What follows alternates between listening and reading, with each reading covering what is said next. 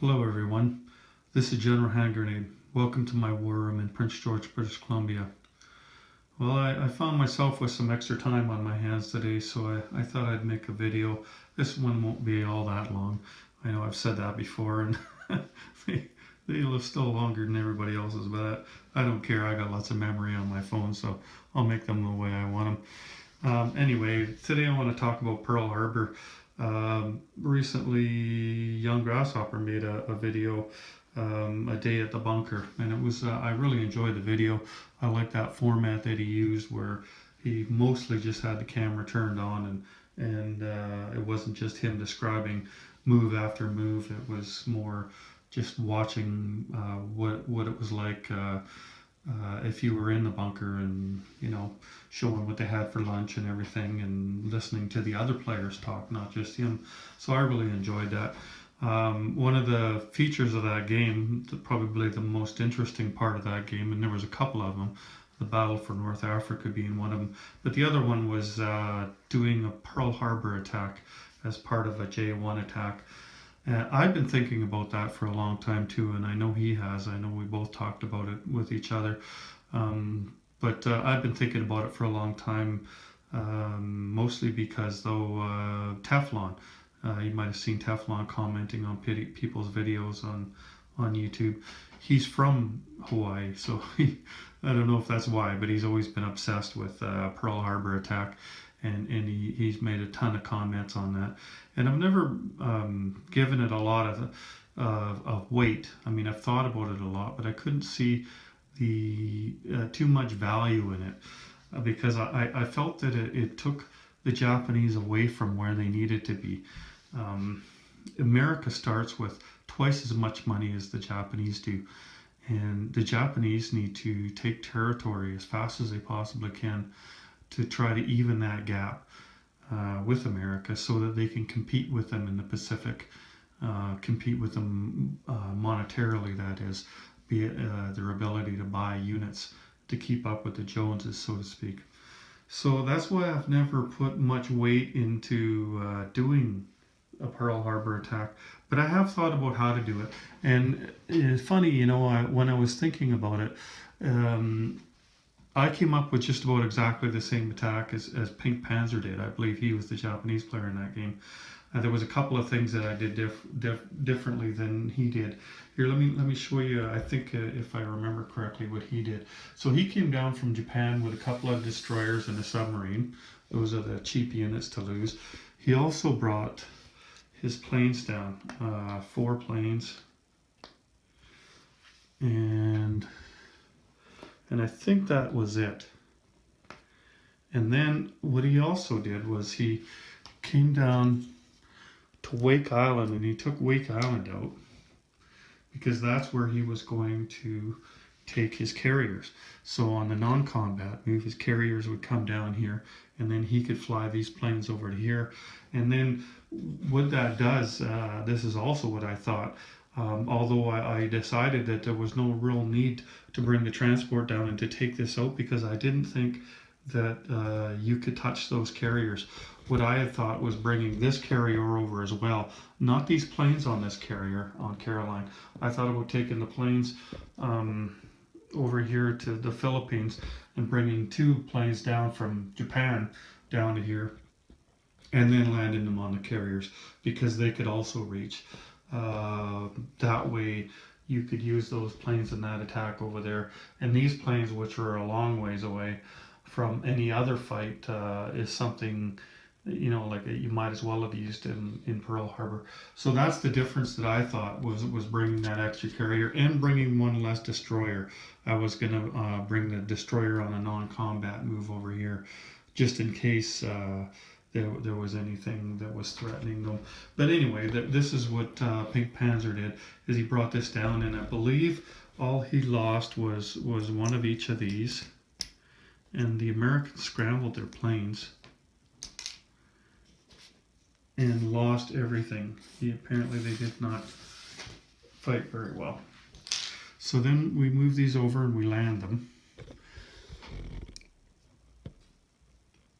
Now, when I decided to make this video, I thought, there's not really much point in making it because, this has already been shown on video how to do this, right? And this is really similar to what I decided to do. So what I thought about was, okay, well, what would I do if the Japanese did that to me, and if I was the American, how would I respond to that? So that's really why I'm making this video. Pink Panzer should get to be the one that gets to make the video for this attack, because mine is almost identical to what his would have been. But what happened after that was that the American fleet over here in San Francisco came down to Hawaii, and then Pink Panzer attacked that American fleet and destroyed it.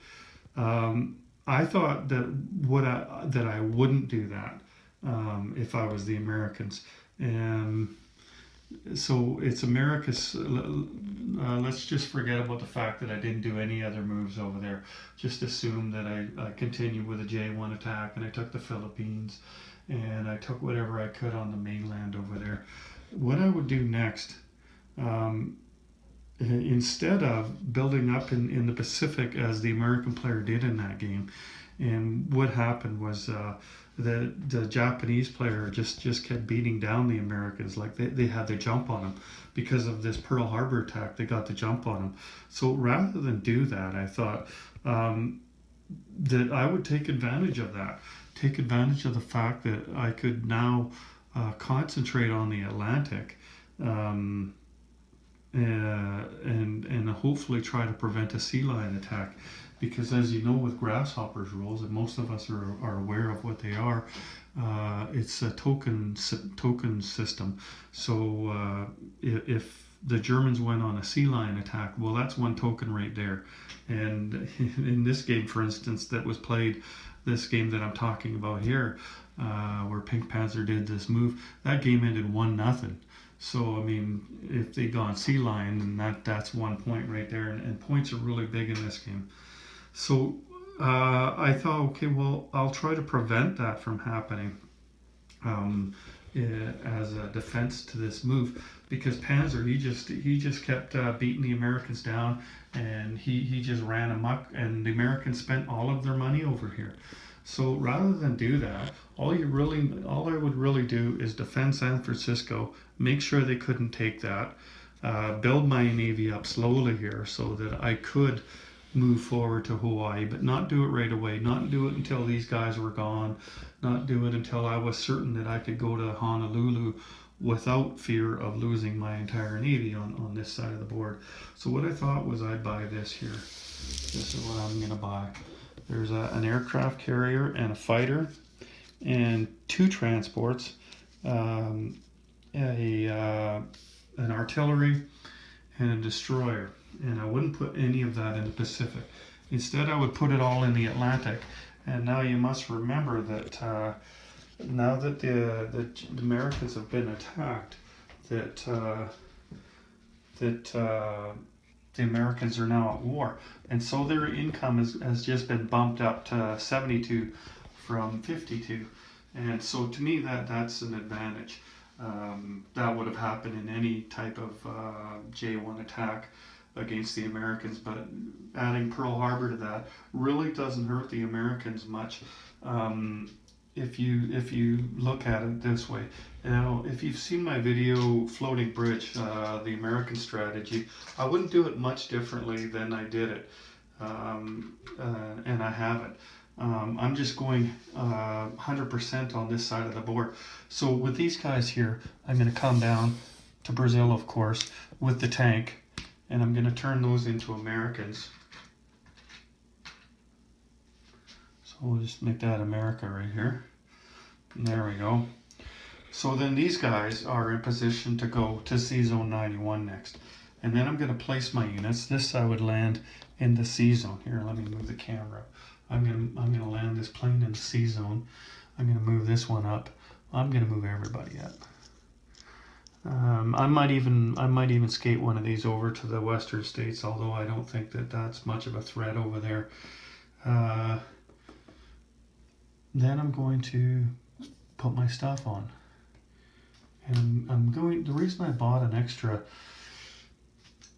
artillery was because that gives me 2 artillery, and I have 2 infantry over here as well, so that can fill up 2 transports. And then I've got one of these is supposed to be a destroyer. Oh, there it is. Yeah. Sorry, I'm grabbing from the wrong place here. There we go. There's the destroyer. I was grabbing the stuff for Brazil. Okay, so that's what it's going to look like in the end there. That's after turn 1. And then turn 2, I'm not going to show everything and do everything, but turn 2, basically what I would do is I bring these guys up to C-Zone 91 and probably put them on Gibraltar. It depends on what happens in the Med, of course, right? So I'm going to bring these up, and I'm going to bring these down like that, and I'm going to bring the 2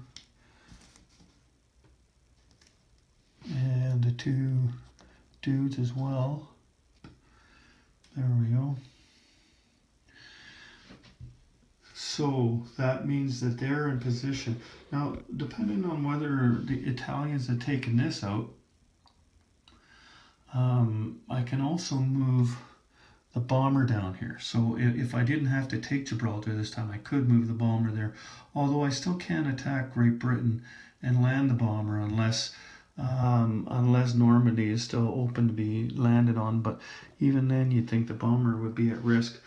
But anyway, like if I did that, and then of course this turn here that I just moved this stuff over here, I've also spent 72 IPCs, and I can afford to spend a little bit in the Pacific now, as long as I'm sure that that maybe he hadn't congregated all of his units into, say, Honolulu or something. Like if he's put his entire navy over here, then I'm not going to put a bunch of boats down over here.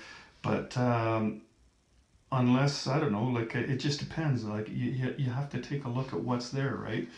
But I will put some things on over here. If nothing else, I'll put a couple of fighters on over here, so that I have a 3-plane scramble into this C-Zone over here, right? That's something that I can do without, that gives me the option of whether or not I'll allow myself to be attacked or allow those units to be attacked. But I can also put a bunch of subs in here and a couple of fighters. It depends on where the Japanese Navy is at this point, right? But I'm not going to leave the Western States there until I'm certain that he's gone away. Basically, what's happened here is a big roar, and if I meet that, then he's going to meet me, and it's just going to be a soft. And the reason I don't like that as the Americans, or as the Allied team for that matter, is that if the Allies are going to win this game, then America and the UK have to work together. They have to work side by side, not just work together on different sides of the board. And as you know, the UK is not very strong on the Pacific side of the board over here. They don't get much money, and it goes into India there, and they're really on the defensive over here. Whereas over here, the Americans and the British can work together to assault Europe. And so that's why I like to key on this side of the board with the Americans. And if the Americans are spending all of their money in the Pacific over here, just because of the threat that they had to Honolulu there, then I think they've lost the game. I don't think they can win the game, because they're already back on their heels. Even if Japan has not great luck, like even if the Americans are luckier in rolling than the Japanese are, then I think the Japanese are still going to be able to hold down the Americans or hold them off to the point where the game is going to be over here. Without the Americans doing anything over here, the Germans and the Italians are going to win this fight every single time. The Americans have to get involved in Europe. They don't really have to get involved over here because of the distance, and I've talked about that in my videos before too. The distances across the ocean. All they really need to do is protect their land over here, and that's pretty easy. You can protect your land with just dudes over here. You don't need boats. You want boats. You want to be able to expand. But if you're going to pick one place or the other to spend all your money, I think you're better off spending your money over here as the Americans. And I think it's an advantage if Japan has gone J1, because then you get to start with that 72 IPCs on the second turn instead of waiting for the third or fourth turn to get that much money. Excuse me, I'm under the weather today. That's why I had a bit of extra time on my hands today. I'm not going to be working today. But anyway, that's how I would counter that, is spending more money in the Atlantic than the Pacific. Let the Japanese bring themselves out of position. Certainly this is a really good move if you can bait the Americans with it. I think Panzer did an awesome job in that game. He looks like a really good player. I can't wait to play him. I'll be playing him and his team in the very first game that I play in the tournament that my team plays. We're playing against the Bunker Boys there. So I can't wait to meet him and to play him, and he did an awesome job in this game. He baited the Americans into that fight. But if the Americans don't fall for it, I don't think it's a very good play, because you're taking your units out of where they need to be. This is where you need to be, is over here. You need to collect as much money as you possibly can. But depending on who the American player is, I mean, if the American player was planning on spending all their money over here anyway, then that is a good play. But if you're playing against somebody like me who thinks that the Atlantic is more important for the Americans, then it's not a very good play. It allows me to build faster over there. So that's my take on this anyway, is it could be good for the Japanese and it could be bad for the Americans, or it could be the other way around. It depends on how you approach it. And I think that those guys kind of touched on that too. Young Grasshopper was interviewing Panzer and Iron Stitch, and Iron Stitch was talking about how they went all Pacific with the Americans and how it didn't work out, and how they should have gone at least half and half with the Atlantic. I think they should go more than half and half with the Atlantic. In the Atlantic, sorry. That's what I would do anyway. But of course, everything depends on what's happening everywhere around the board. You have to react to what's going on. And, like if Japan just keeps putting the pressure on, I mean, like if they go from here up to Alaska or something, then of course you got to change your plans, right? But I just think that this is taking Japan out of the play that they need to be doing if the Americans get baited into coming out into the Pacific and fighting them. The Americans need to hold off a while before they get into naval battles with the Japanese, because they are going to have lots of money, but it's going to take them some time to build up the units that they need to be effective against Japan. So to get into a fight, a toe-to-toe scrap with them right away, is not in their best interests. They don't need to flee either. I mean, they can put up a pretty good defense over there. But as long as Japan can't bring a whole bunch of transports over and attack San Francisco, then, let them punch themselves out. Let them take all their units way over there. Just keep spending your money over here in the Atlantic with the increased amount of money that you get, and just go beat the crap out of the Italians and then the Germans. Anyway, that's what I would do. So that's Pearl Harbor. That's my thoughts on Pearl Harbor. Could be good for the Japanese, maybe not. Could be good for the Americans, who knows? It all depends on the rolling, as it always does. Anyway, that's me being bored today and throwing my thoughts out there. So hope you enjoyed this video. Take care, everyone. General Hand Grenade out.